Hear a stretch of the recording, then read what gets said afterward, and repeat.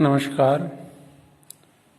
ग्रामीण महिला विद्यापीठ के जीएमवी एकलव्य बालाजी महाविद्यालय मैनपुरा की बीए सेकेंड ईयर राजनीति विज्ञान की कक्षा में आप सभी का स्वागत है। इस चैनल को अधिक से अधिक शेयर करें एवं लाइक करें। आज का टॉपिक संविधान संशोधन।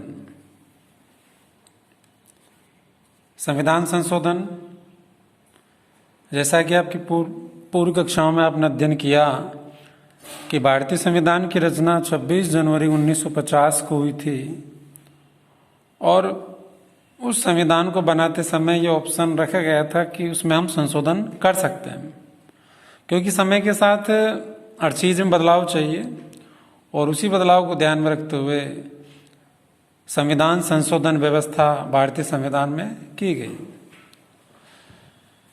जैसा कि हम जानते हैं कि संविधान संशोधन प्रक्रिया अनुच्छेद 368 में वर्णित है और संविधान संशोधन प्रक्रिया को भारत ने दक्षिण अफ्रीका से लिया है। संविधान संशोधन प्रक्रिया दक्षिण अफ्रीका से ली गई है और भारतीय संविधान में संशोधन करने के लिए जैसा कि लिखा हुआ है कि संविधान संशोधन 3 प्रणाली से होता है। 3 प्रणाली इसमें वर्णित है।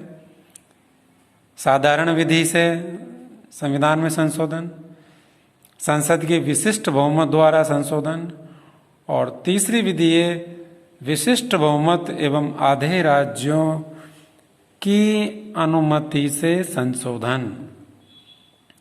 जैसा सबसे पहले बताया गया है कि साधारण विधि से संशोधन। साधारण विधि से तात्पर्य है कि संविधान में जो सामान्य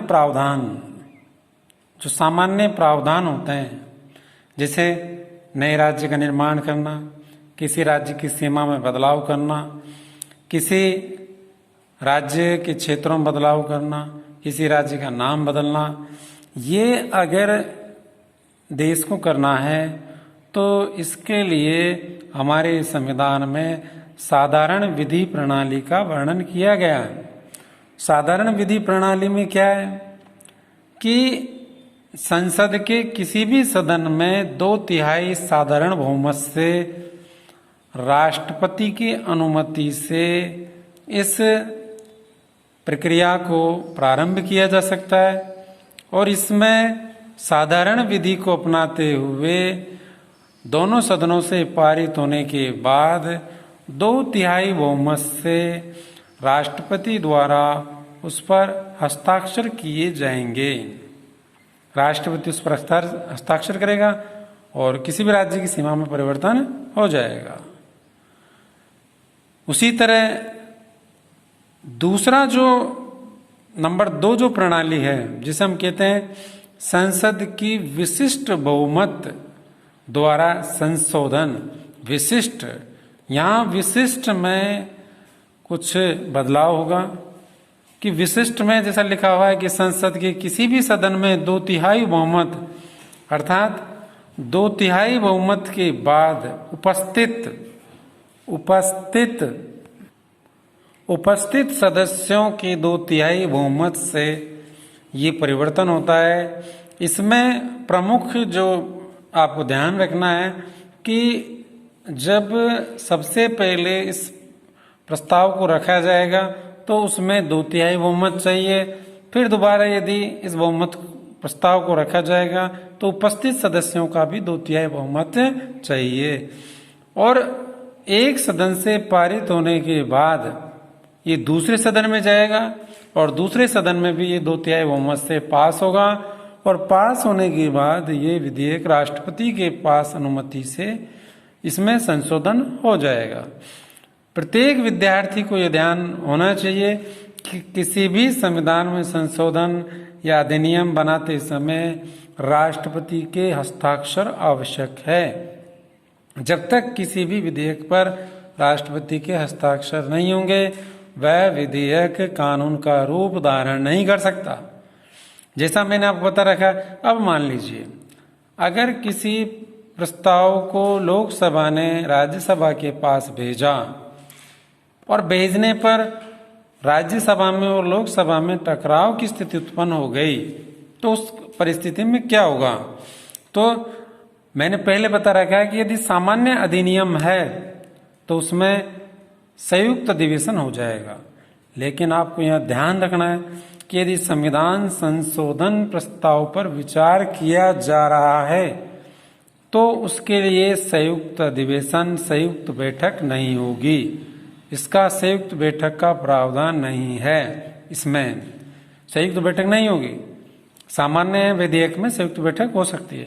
अब यह आता है कि विशिष्ट बहुमत में कौन कौन से प्रावधान है, तो इसमें मौलिक अधिकार, नीति निर्देशक तत्व से संबंधित जो भी प्रावधान है ये विशिष्ट बहुमत में आते हैं, जिसमें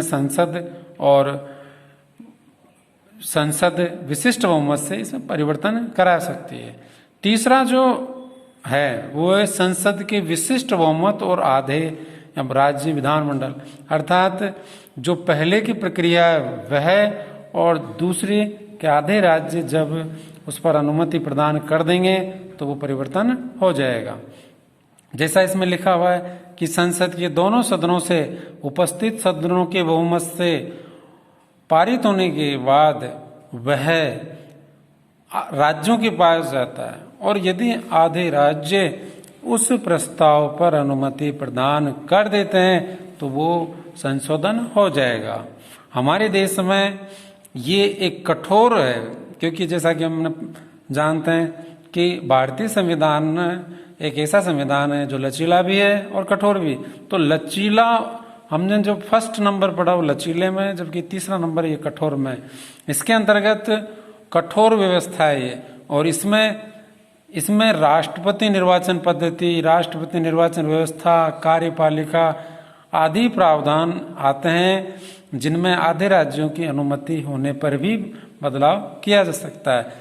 जैसा मैंने लिखा हुआ है 24वां संशोधन 1971। इस संशोधन द्वारा ये व्यवस्था की गई है कि संसद से पारित संशोधन विधेयक पर राष्ट्रपति को हस्ताक्षर करने ही पड़ेंगे। राष्ट्रपति हस्ताक्षर करेगा उस पर राष्ट्रपति, क्योंकि हमारे यहाँ राष्ट्रपति एक औपचारिक प्रमुख है, राष्ट्रपति नाम मात्र का प्रमुख है।